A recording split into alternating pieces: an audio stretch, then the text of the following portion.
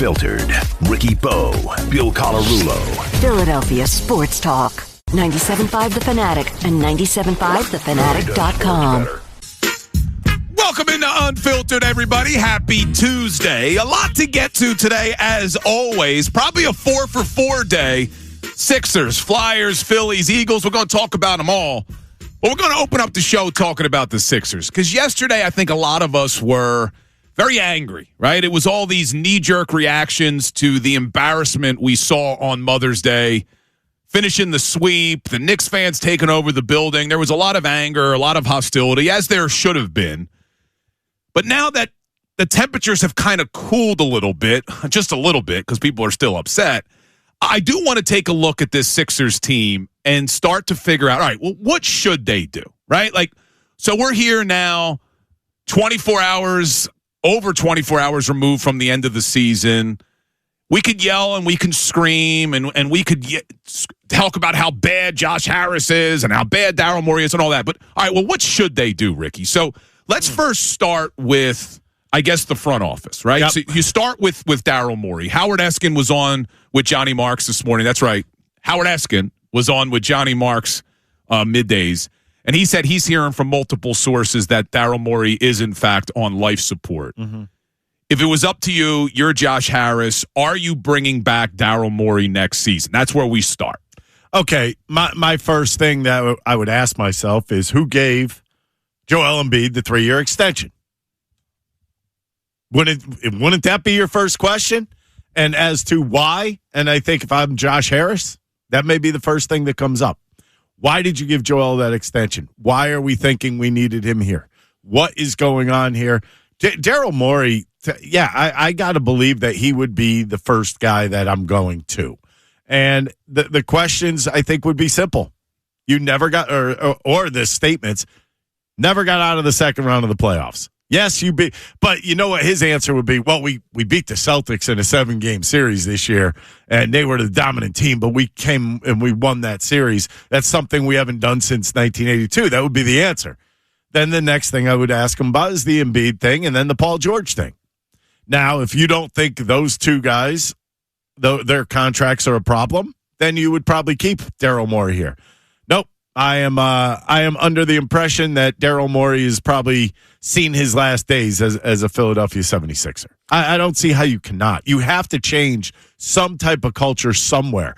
And if you look at Joel Embiid, you look at Paul George, and if you're thinking it's going to be really hard to move these contracts, you have to start somewhere, one way or the other. Yeah, I think you and I are eye to eye on this, and I don't think there's any Sixers fans who would disagree that you do have to make a move.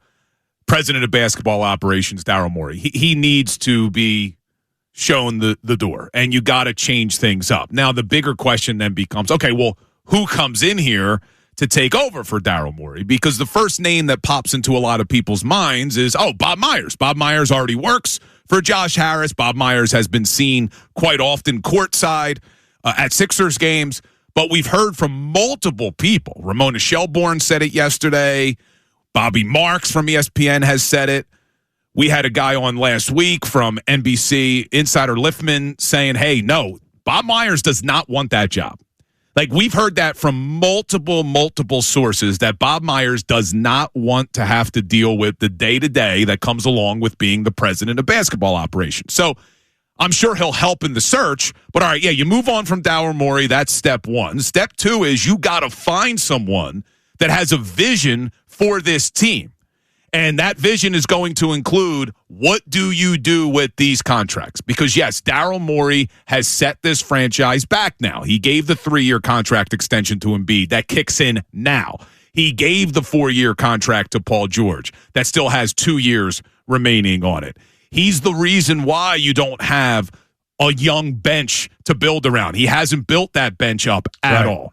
All right, so you move on from Daryl Morey. You got to figure out who takes over. The other thing here is, in 2025, didn't he use AI to try to make changes to his team? He's talked about it. Yeah, and not this AI.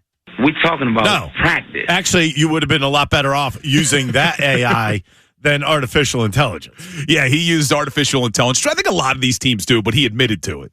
All right, so you move on from Morey, all right? We're all in agreement with that. If anybody disagrees with that, I would love to hear from you.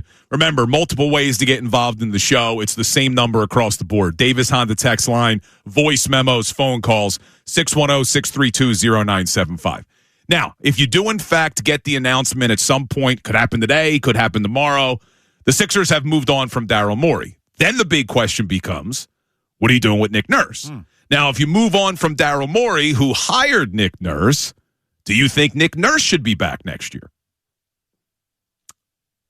Daryl Morey's the one who brought him in. I would probably thinking I'd be kind of leaning right in the middle on this one. I know this sounds harsh, but I mean, if he was one of the guys that came in with Daryl Morey and Daryl Morey did bring him in, I would have to really consider him not being here next year. If that's the culture change that you want to make. Now, if you're going to keep Morey, if you're going to keep Nurse, where would you look? I would look to the Celtics series. I thought he outcoached Mazzulla by a lot, by a long shot. I just don't know. I don't think he was the biggest problem on this team, not by any stretch of the imagination. You think about the 2025 season. Or 24-25? Yeah, 24-25 season when he didn't have most of his players most of the season. That's not his fault. You go into the following season and Joel Embiid is a question mark 3/4 of the time. So I think he's not playing with a full deck. I cannot blame Nick Nurse for this, but there is always that situation that when you came in with the outgoing GM, you might be leaving with him also. Yeah, again, you and I, eye to eye, because I agree with you. Even if you change presidents from Daryl Morey to somebody else, even if you fire Nick Nurse and you bring in a different coach, the same issues are still there with, well, is the next coach going to have a roster that he can depend on? Is the next coach going to know who's playing on any given night at any time in the season? Because Nick Nurse, look, there's times where I thought he could have done a better job. There were times where I was frustrated with Nick Nurse. But at the same time, you show up to work and not knowing who you have available and who you don't. And when those people who are unavailable are such a big presence like Joel Embiid is, it doesn't really matter who your coach is. It doesn't matter who your coach is if Joel Embiid, who you run your offense through him most of the time when he's on the court, finding out, hey, not sure if we got Joel Embiid tonight or not. What about tomorrow? We don't know. What about the next time? Oh, well, Joel didn't show up to shoot around, but apparently he wants to play. Like, there's so many issues, and that's why I think the major question, and I'm with you, I'm probably moving on from Daryl Morey. Nick Nurse, it's a toss-up for me too, Ricky, but it brings me now to the biggest question, and I think everything comes down to, what do you do with Joel? Because Joel Embiid is such a presence, not only on the court, but off of it. Is he supposed to be the leader of this team? If so, is that a big reason why this team does not have this winning culture? How many years now have you tried to get over the hump with Joel Embiid and it hasn't worked? And I get it, he's a generational talent. I get it that when he is healthy, we've never seen anybody like him. I understand all of that. But if we were looking at any other sport, Ricky, any of the other three major sports in this city, baseball, football, hockey, if we were talking about a Philadelphia Philly who has been given, how many years has Joel been here now? 12? What's Joel Embiid? How many years now? It's running together. It's been a long time. So his first year with the Sixers was 2014, but he didn't play for 2 seasons, right? But so he's been here for 12 years. You drafted Joel 12 years ago. Yes. Let's put this into perspective. If that was the Philadelphia Eagles quarterback and he had been given 12 seasons at quarterback and was never able to get out of the divisional round, people would be yelling and screaming from the rooftops. If this was Bryce Harper or Kyle Schwarber for the Philadelphia Phillies and they were given 12 years to get over the hump and they never did, people would be saying it was a failure. If you were talking about Claude Giroux, look, Claude Giroux was here all those years and people always said he never was able to win a Stanley Cup. Eric Lindros, for all the years he was here, never able to win a Stanley Cup. At this point, I think it's time you have to look at the Joel Embiid 12 seasons here and say, thank you. I'm sure his number will be retired. I'm sure we'll remember him as being one of the best players when healthy, but it's time for a change. And that now becomes the difficult part because you could change from Daryl Morey. You can change from Nick Nurse. If you try to run it back with the same core group of Embiid, George, Maxey, and Edgecombe, and you still want to duck the luxury tax, this team's not going anywhere, man. You keep Joel Embiid, you keep George, and you have Maxey and Edgecombe. Now, I brought up yesterday that would give you you already have $180 million in salary right now that's in place for next year. Now, when you look at what the Sixers spent last year, $193,000 plus, that gives you roughly $13 million. And that's without Oubre. That's without Grimes. That's without Drummond. Where the hell are they getting these players from when they need a bench? You absolutely 100% need a bench. How are they going to afford these players if they keep all these salaries? And not only a bench. I mean, Kelly Oubre was a starter. Well, if you bring back Oubre was making $8 million? He's going to be making a lot more than that next year if he's going to start, especially. Yeah, he had a decent season. So now this brings up the big question. If you do want massive change, Joel Embiid, Paul George, are you trading one? Are you trading both? Are you basically just saying, we're going to grin and bear it for the next 3 years? We're going to have to wait for Paul George's contract to expire in 2 and Joel's in 3. Can you stop right there? If they grin and bear it for the next 3 years, you're just losing time on Maxey is what you're doing. That's not an answer. That's not an answer to winning. That's not an answer to moving past the second round, is it? Because it doesn't sound like one to me. Something has to change on this team. We saw that running it back time after time after time is not working. And in addition, adding that one player, the Paul George, Jimmy Butler, all these guys that they've added, James Harden, it's gotten you close to winning in the second round, but it hasn't gotten you over that one hump. You know how many teams have won in the second round since the Sixers have? All of them. Look at the Knicks, man. The Knicks are now in their second straight Eastern Conference Finals. Yep. You think about how the Knicks have built back that team. And they're sitting, resting right now. Yeah, they're sitting there after just sweeping the Sixers, who had to endure the process, who were constantly told, oh, well, this is going to be it now. We're going to get Joel Embiid, James Harden. We're going to get Joel Embiid, Paul George. Oh, we're going to draft this guy. We're going to draft that guy. And here you are still, you can't get out of the damn second round. I will say this, but recently the drafts have not been the problem. You picked up Maxey in the draft. You picked up McCain in the draft, which was a stupid trade. That's one thing we didn't even bring up about Morey today. And then you pick up VJ Edgecombe. I don't think that's a problem in the draft. I don't think the draft has been a problem in the last 3 years. No, it hasn't been in the last 3 years. I mean, we could go back to before Morey. Yeah, don't. And Colangelo and that whole mess. All right, so let's look specifically at Embiid and George. Because I feel like locally versus nationally, the view and perspective on this is completely opposite. Because here, locally, most people are saying trade them, trade them, trade them. And nationally, the perspective is you can't. So Ramona Shelbourne was on Middays with Marks yesterday. She does a great job covering the NBA. And they asked her, do you think the Sixers are going to move on from Joel and PG? Here's Ramona Shelbourne. Yeah, sorry. I know you want to hear something different. You can't really move Embiid. I don't see how you could try.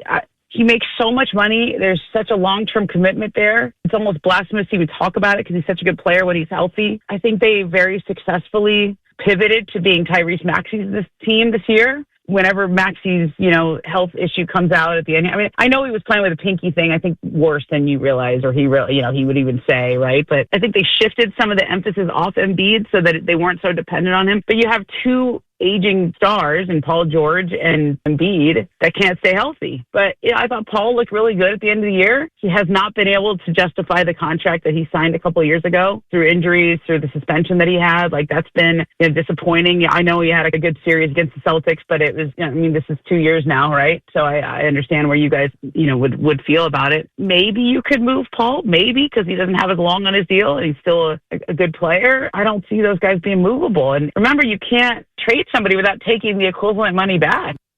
So she doesn't see those guys being movable. Talking about Joel. Without taking the money back is the problem. Yeah, you got to take the money back, and you probably also have to incentivize another team to even want to take on those contracts. I have a question. If he's getting, let's say he's getting paid $50 $58 million, then $60, then whatever.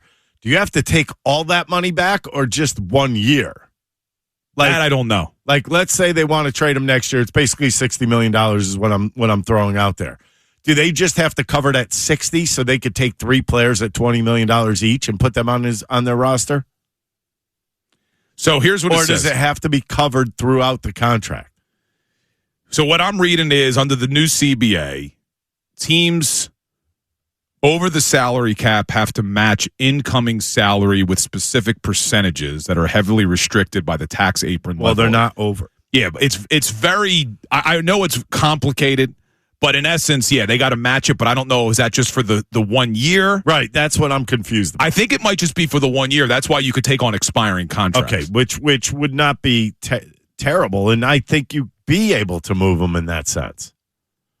And I guess if you look at one of your problems is your bench, why not go after 3 $20 million players? You'd probably get at least 2 bench players and a starter in there. Yeah, it is only for the year you're making the trade. So I was right about that. But the issue becomes... See, like you hear all these other people and a lot of national people saying it's impossible to move it. I don't think it's impossible to move it. But here's why. We're looking at it from a Sixers perspective. You're a general manager of another NBA team. I don't want him. Yeah, why would you take on a 3-year Joel Embiid contract where in year 3 you're paying him $67 million? Here's why. If you think next year can be your year, if you add Joel Embiid. Who plays 39 games a year? Who played 7 out of 11 playoff games? If I'm the owner of the other teams, I'm like, absolutely not. Yeah, I mean, it's a huge risk. It's a huge risk to take. Now, would a team that maybe just wants... They know they're not competitors, but they can get Joel to bring some people into the building. Can you imagine that physical he'd have to go through? Oh, man. If Max Crosby's not passing physical. I could see this being one of those things where he's traded and the next day he's back here. All right, so here's the question that I want to throw out, and you can answer it coming up. If it's so difficult to trade Joel Embiid and Paul George, the chances of them being able to trade both of them has to be extremely slim. But if you could only trade one, all right, you're the 76ers. You're the new president after they move on from Daryl Morey. And Josh Harris and his group is interviewing you. Bob Myers, probably a part of that interview, says, all right, what is your plan to help us get out of this? A lot of people are calling it purgatory. Yesterday, I called it hell because I'm having a hard time seeing a way out of it. What is your plan? And you could only trade one of those big contracts, Joel Embiid or Paul George. Who are you trading? Joel or PG? We'll answer that question coming up. That's also going to be the subject of our Twitter poll. We also have 5 $50 gift cards that we are giving away. So the South 9th Street Market Festival is this Saturday and Sunday. We have 5 different gift cards, Ricky Bo. We got $50 to Paisanos, $50 to Toludo's, $50 to Capuccio's Meats, $50 to Ralph's Italian Restaurant, and $50 to George's. Here's how we're giving them away today. Uh-oh. With the South 9th Street Market Festival being the Italian market, we are going to do a little Italian athlete trivia. So athletes of Italian-American descent. I will give you clues, and if you know it, you will text it in, and we will be giving away a $50 gift card pretty much every 30 minutes on the show because we got 5 of them to give away. Your first chance is coming up next, but we're going to look at who would you trade if you could only trade one, Joel Embiid or Paul George. Keep it here, Unfiltered, 97.5 The Fanatic, NBC Sports, Philadelphia. All right, welcome back into Unfiltered. We are going to get to the Flyers, the Eagles, and the Phillies a little bit later, but we're keeping it with the Sixers to start the show because there's still rumblings that Daryl Morey's job is on thin ice. They're evaluating his job as well as Nick Nurse's job. But if you do, in fact, fire Daryl Morey, which Ricky and I both think they should go in a different direction. But even if you did that, and even if you move on from Nick Nurse, the big question is still out there. How are you making this roster work when you have 2 guys in Joel Embiid and Paul George that are owed a ridiculous amount of money over the next 2 seasons? So remember, Joel Embiid, $58 million next year, $63 million the year after, and then $67 million in that third year. Paul George has 2 years remaining at $54 and then close to $57 million. So If you're coming in and you're the new president of basketball operations, and if Elton Brand loses his job, a new general manager as well, if you could only trade one, who would you trade? Because it's probably going to be impossible to trade them both. But if you can get out from one of those contracts, and whatever it's going to take, you have to attach a first-round draft pick, whatever you got to do, if you could get out from under one of them, Ricky, who are you moving on from, Joel or PG? I'm going to say PG. I will get rid of the PG one and try to build my bench. That's what I would probably try to do. You're not going to bring in another star. That's already been tried. It's been tried. It's been proven wrong here in Philadelphia. There's been a little bit of everything. I'm taking my chances that maybe Joel Embiid plays 45 games this year. Not even 50, not even 60. 45 games coming up next year. And you try to survive. Now, I think that the problem is that here's the biggest problem the Sixers have right now is that they've already spent $180 million. You take off $50 million for a guy like Paul George. At least you have money to spend in there on some players. See, you don't know which way to go right now, do you? Well, listen, because I could very easily have said Joel Embiid, he's the biggest problem, but it's not just one problem, and I'm not even sure the guy is the problem. Yeah, listen, now, Joel Embiid did say after the game on Sunday, he's very confident. He expects himself to be able to play more games next year. We'll see if that happens. Yeah, okay. We've heard that before. I think if I could only trade one, I think I'm trading Joel because I could see a scenario where Paul George, number one, Paul George has one less year on his contract. Yes, he does. But he also has a player option, which he's going to take. Which is still only 2 years. Yes. Right? He's got 1 year and then a player option. So you got 2 years of PG. Joel's got 2 years and a player option, so it would be 3 years of Joel. So that in of itself, I'm moving Joel because it's 1 year sooner that you get out from under these contracts. But the other reason why is even though Paul George is making a lot of money and he's not a max player anymore at his age, I could see Paul George actually contributing on a team as a, quote, contributor. With Joel Embiid, I know people always talk about, you got to build the offense differently. You got to make Joel just another piece. And you build it around Maxey and Edgecombe and have Joel Embiid play a different style. He's never going to be able to do that. When Joel Embiid is on the court, he is going to still need to dominate the ball in his hands at all times. The offense still runs through him. He still slows things down immensely.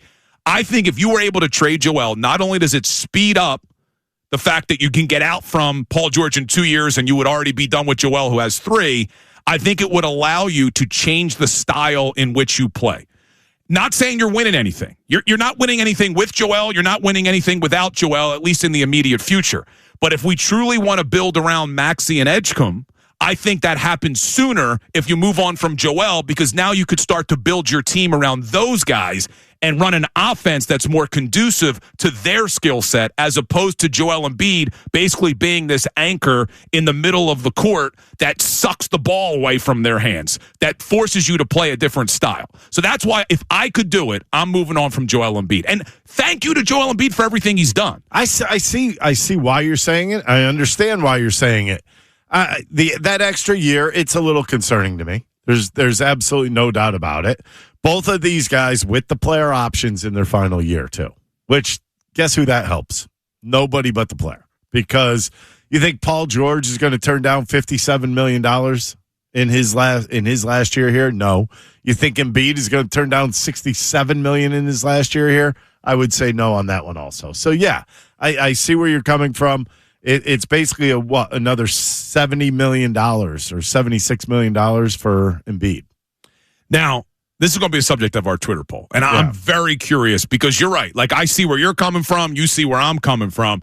I'm very curious where the masses would weigh in on this. And send your voice memos in. Like I said, we're going to get to the Flyers, Eagles, and Phillies as well. But I want to hear from Sixers fans on this. One, do you agree with moving on from Morey? Would you move on from Nick Nurse? But either way, you got to figure out what you're doing with this roster. If you could only trade one, Joel Embiid or Paul George, who are you trading? Send your voice memos to the Davis Honda text line, 610-632-0975.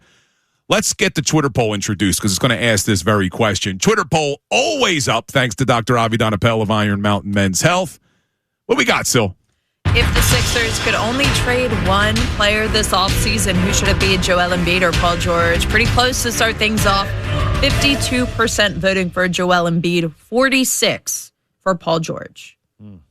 Wait, what was the number? Well, it just actually switched on me. Literally, it's 55 now and 45. Okay, you said 52 and 46. I'm like, there's 2% missing Because, somewhere. of course, right after I read the first one, it changes. But either way, it's very close right now. Yeah, it's very close right now. So I am curious because I want people to explain their thought process here. And before we switch over, I want to talk about Maxey in a second. It's interesting because you saw the tweet, right? No, I didn't. Somebody put Maxey. Oh, okay. We'll talk about Maxey in a second. What are people saying on the Davis Honda text line about this? So, all righty. We are going all over. C from Bucks County. I'm open to trading either Embiid or PG, but not if draft picks have to be included. Those picks are the only way the team can improve and get younger. How would they be able to rebuild without those picks? The organization may be forced to keep both. Yeah, see, I'm right there with the texter. It is going to be hard. The best case scenario, Ricky, and I know this is like a fantasy football type of trade where you hope that someone's dumb enough to take it on, is if you can get a team to take Joel, and if the draft pick you have to include is this year's draft pick, number 22. I don't want to trade next year's draft pick. Like, I don't want to trade the 2028 draft pick that you have, not only your own, well, we owe Brooklyn, but it's top 8 protected, but you got the Clippers pick in 2028 as well. But if you do trade Joel and the team isn't able to compete this year, I want that 2027 pick because you got a chance at a lottery pick in 2027. If you could get a team to take Joel and the 2026 draft pick, which is number 22 overall you got from Houston in the McCain trade, that would be the best. That would be the best case scenario. But if not, would you be willing to trade Joel if it meant, hey, you got to include your first round pick in 27 or 28? Maybe 28 I would. 27 probably not. And the reason why I say that is they need to add some young talent to this team now. If you're going to be without Joel Embiid, don't you want to add one big young piece to it? Yeah, and I guess in 28 you have the Clippers pick unprotected. If you traded that, you'd have to have your fingers crossed that maybe the Clippers were good in 2028, and that's not going to be a high pick anyway. Happen, yeah. There's a lot of moving parts to this. And then someone tweeted at us, and Ricky just read it about Tyrese Maxey. Look, the other question that we got to throw out there is Tyrese Maxey still untouchable? Look, he's only 25 years old. He's a lot more affordable over the next 3 years. He's making 41, 43.6, and then 46.4. Before the end of his contract, you're probably going to have to give him another max, or you would have to trade him. But would you still consider him untouchable? Because I keep looking at the Mikal Bridges trade with where the Knicks got Bridges, right? Yep. In July of 24. Do you know they gave up 5 first-round draft picks for Mikal Bridges? What the hell would Maxey bring back? If Bridges, who never made an all-star game, is getting 5 first-round draft picks, you would get a ridiculous amount for Tyrese Maxey. So if you truly wanted to hit the reset button and you wanted to get out from under Embiid and George's contract and you traded Maxey and got 5 first-round draft picks at a minimum back, now that's hitting the reset button. However, if I'm being honest, I'm not doing it. Because what would be the hopes if you got first-round draft picks back? You would hope you'd get a guy as good as Maxey. I think when you have that player in your building, you don't let him out. All unprotected. On the Mikal Bridges. All of them. Unprotected first round in 25, first round in 27, first round in 29, first round in 31, unprotected pick swap in 28. It is crazy. Yeah, they got a king's ransom for sure. How did they pull that off? So I want to hear from people. One, if you could only trade Joel or Paul George, who would you trade? And then Tyrese Maxey, is he untouchable? If Morey gets fired, should the new general manager and president of basketball operations hang up the phone if someone calls asking for Tyrese? I'm still hanging up the phone. If I'm being honest, I'm still hanging up the phone. But I wonder if there are fans out there who say, no, completely reset. get as much draft capital as possible for Tyrese, trade Joel, trade Paul George, and let's start this thing over from the ground up. Oh, man, that would be tough to sell. Even saying it out loud, that would be a tough thing to sell to the fan base. But maybe it's worse to try to sell, we're just going to run it back, which is also a real possibility. Running it back, I don't want to hear ever again. Why, though? Because we've heard it in other sports, and I don't want to hear it anymore. And how eerily familiar are the Phillies with the Sixers? In a sense that they're always looking for that one extra guy, which has been who? Think about it. Austin Hayes, Whit Merrifield. Who was last year? Kepler, Max Kepler. This year it's Adolis Garcia. Every year they've been pulling in that one new guy. And you could say that their Paul George for them either. Yeah. But their Paul George was Trey Turner, I guess. Because that was the big contract. Yeah, I guess so. It was the big contract that backed up the other big contract, which would be Harper, and I guess you would say Maxey is Kyle Schwarber. All right, hold on. I want to continue this conversation, but we also have to do our Italian athlete trivia because we had a food drop today because the South 9th Street Market Festival is this weekend in South Philadelphia. Yes. We had a bunch of food dropped off from Toludo's, Anthony's, Lorenzo's, Isgro's, and we got a ton of gift cards to give out. But make sure you're headed down this weekend. Saturday and Sunday is going to be a huge variety of food vendors, live music, classic South Philly traditions. John Marzano half-ball tournament. Oh, yeah, there is going to be that, too. That's going to be awesome. Grease pole, they got it The all. grease pole, the procession of the saints. There's also going to be a 22 celebratory bells for Philadelphia's 250th anniversary. It's a special attraction hand-painted by local artist Cindy Lazito this year. But you could win a $50 gift card on our show. We're giving away 5 of them to various places. Let's do Toludo's first. So we're giving away a $50 gift card to Toludo's. We're doing Italian-American athletes, all right, for the Italian market. I'm going to give you clues. If you know the Italian-American athlete, text it to the Davis Honda text line, 610-632-0975. Ricky, are you ready? Yeah. Italian-American athlete. I'm going to give you 4 clues. All right. Oh, and Silvana wants me to remind you, the gift cards are actual gift cards, so you have to come to the station to pick them up. Please. All right? You got to come. If you could pick it up. Come to the station to pick them up. Here is the first athlete, Italian-American athlete. I won 9 championships with one franchise. I hold baseball's most famous hitting record that might never be broken. My nickname references a fast-sailing ship, and I was married to one of the most famous Hollywood actresses of all time. Who am I? Italian-American athlete. Text it, 610-632-0975. Coming up, we'll give you the answer. We'll tell you who won the $50 gift card to Toludo's. We'll continue the Sixers conversation, and I want to have a conversation about the culture of this Sixers team and why it is what it is. Keep it here, unfiltered. 97.5 The Fanatic, NBC Sports, Philadelphia. All right, we just had our first Italian-American athlete trivia because we are giving away 5 $50 gift cards to various businesses down at the South 9th Street Market Festival. We were just giving away a $50 gift card to Toludo's, and the clues were I won 9 championships with one franchise. I hold baseball's most famous hitting record that might never be broken. My nickname referenced a fast-sailing ship, and I was once married to the most famous actress in Hollywood. The actress is Marilyn Monroe. That would be correct. The player is Joe DiMaggio. Joe DiMaggio. So we got a winner of the $50 gift card to Toludo's. Wow, what a coincidence. Joe from Glenside. Congratulations. Isn't it ironic? Yes, you won the $50 to Toludo's. But don't worry, we got 4 more gift cards to various businesses. We're going to be doing that trivia game throughout the show. We'll have another one coming up in the 3 o'clock hour, so keep it here. But we opened up the show talking Sixers. We're going to switch to the Flyers shortly because Matvei Michkov spoke today, and I thought he said some interesting things. But as we talk about the Sixers, the question we threw out, all right, what changes do you want? And Daryl Morey, all right, most people want him gone. All right, Nick Nurse, people are on the fence. Do you move on from Nick Nurse? But either way, whether you make changes to the front office or the coaching staff, you still have the issue of the personnel not being good enough. So do you try to trade Joel Embiid? Do you try to trade Paul George? And then we've had some people suggesting, should you also entertain offers on Tyrese Maxey? Now, Ricky, I said I would not listen to any trade offers for Tyrese Maxey, even though you probably are getting a minimum of 5 first-round picks if that's what Bridges got. Would you answer the phone if another general manager is calling you about Tyrese Maxey? Yep. I would answer the phone, say, give me your best, let's hear what you got, and I'll call you back.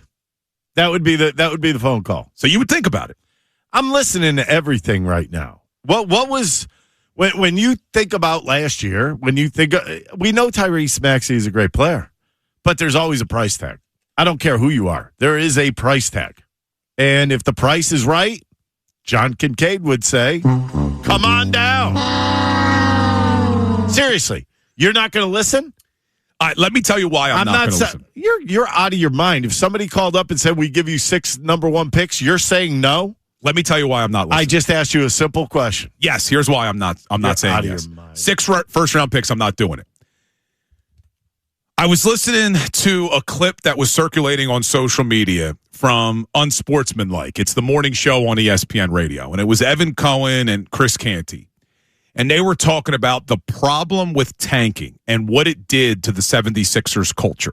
Now, I don't necessarily agree with what did this to the culture. I'm going to play this clip for you, and I'll tell you what I disagree about. But this is why I'm not trading Tyrese Maxey. Listen to this. He is the living embodiment of why you should not tank. I understand, and he also could be the living embodiment for some people of why you should, because you can end up with an amazing talent like that. He is, I'll use your word. Well, I'm sorry. Yeah. You can end up with an amazing talent.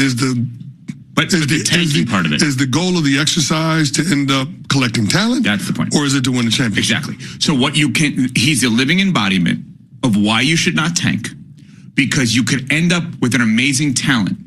But if you do it for long enough, as Small said, the talent is then infected by a culture of losing. Vince Lombardi said it best. Winning is a habit. Unfortunately, so is losing. All right, so that was Unsportsmanlike. Now, they're talking about Joel Embiid. All right, they're talking about Joel. That tanking led you to Joel. But when you lose long enough, that now breeds into the talent. Here's where I disagree with them, though, Ricky. As much as I love Joel Embiid as a player, as talented as Joel is, as much as he's fought through injury after injury after injury that aren't necessarily his fault, where I disagree with them is that I don't think it was necessarily the tanking that resulted in a losing culture that changed Joel Embiid. And I know I'm going to get a lot of people angry at me for this. I don't think Joel Embiid is a winning talent to build around. I don't think the way he leads and the things that he does, being late for meetings, missing team activities, early in his career, not showing up for certain things, not really rehabbing the way he should rehab. Now, I know he's gotten better at that, but even on April 1st, we got the story from Tony Jones yesterday. The day he gets scratched for missing shoot-around, the team was upset about it. Hey, not everyone's showing up for activities. Last year, Tyrese Maxey had to call him out in a meeting. Hey, Joel, you're late for everything. You can't do that. I believe that the tanking resulted in a losing culture, and the player you got that you tanked for did not have the personality to lead this team out of that losing culture. He doesn't have that ability to lead. Like, for instance, if you tanked for a guy like Jalen Hurts, let's compare it to the Eagles quarterback. If you tanked for a guy like Jalen Hurts isn't going to come in here and be infected by a losing culture. That's not who he is. It's not in his DNA. He's a guy who cares about winning, who's going to do anything in his power to win. He lives, he breathes, he sleeps all about football and winning. Joel Embiid doesn't. That's not who he is as a person.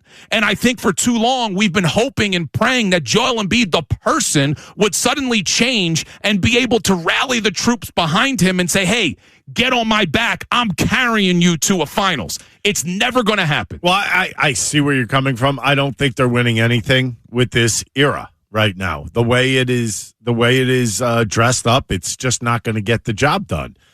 I think we've seen enough. Haven't you seen enough of getting to the second round and losing? I don't think they have a losing culture. I don't think it's a losing team. It's a team that's just not good enough to get over the hump. How do you end it? How do you end this? Isn't that what we're trying to figure out more than anything? We're not here not trying to fix this. What you're thinking about is what they could do to make the team better in the long run. Because it's interesting. You said you wouldn't trade Maxey, but there's a chance that you end up having to keep Paul George and Joel Embiid. And does that get you to a championship? No. Then why the hell wouldn't you listen to somebody offering you 5 or 6 number ones? Because I believe that Maxey and VJ have that personality. They're not enough by themselves. Okay, but they're not enough by themselves. But they have that personality, Ricky, where they're willing to leave it all out there. They're going to show up at practice. They're going to put in the work to try to get better. They are going to help change the culture of this team. And fair or not, and I know Embiid lovers are going to get mad at me for saying this, but fair or not, this losing culture is a large part because Joel Embiid has been the leader and the face of this franchise for, take out the first 2 years where he was hurt, for the last decade. The last decade, we've given Joel Embiid the opportunity. He has the talent. He can't stay healthy. I know that's not always his fault, but I also don't think that he has the leadership capability.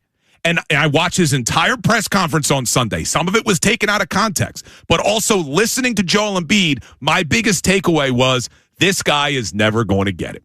He is never going to understand that there's also more than just you. There's more than just you and how you play. There's other things that have to go into being a leader that helps get this team out of this losing mentality they've had for far too long. There's a problem with all this being said. Is that once Joel Embiid's contract is up, and this is where you expect Maxey and VJ to be the stars, Maxey will be in his 9th year. When Joel's contract's up. Yeah. He will no longer be that spring chicken that he is right now. So that doesn't concern you even a little bit? Well, he'll be 28. Well, what's the alternative? You keep Joel? And you still waste Maxey's 3 years? I thought the alternative that we were talking about was a trade of Maxey. Oh, so you would trade Maxey? I don't. I think you want to trade Maxey. I think that's what I'm hearing from you. Well, I'm hearing 5 or 6 first-round picks, and yeah, it makes me salivate a little bit. All right, look, I love Tyrese Maxey. I think he's the best player on the team, period. I want to continue this, so hold that thought. I know a lot of people want to weigh in. We got a lot of people on the phone lines, the text board. Remember, the easiest way to get your voice heard, send your memos in. 610-632-0975. We're going to do We Hear Ya at 3:45. Everything we're talking about with the Sixers, if you have an opinion, send a voice memo. Would you trade Joel? Would you trade Paul George? Would you entertain offers for Tyrese Maxey? Because now this has come up, and a lot of people I'm seeing on social media are saying yes. So send them in. Coming up, we will continue this conversation, but I also want to talk about the Flyers, Ricky, because Matvei Michkov met with the media today through an interpreter. He was asked a lot of questions about his season, his relationship with Rick Tocchet. We'll get to that as well coming up next. A lot to get to, and another trivia question for a $50 gift card. Really? Yes, sir. So nice. Keep it here, unfiltered. 97.5 The Fanatic, NBC Sports, Philadelphia.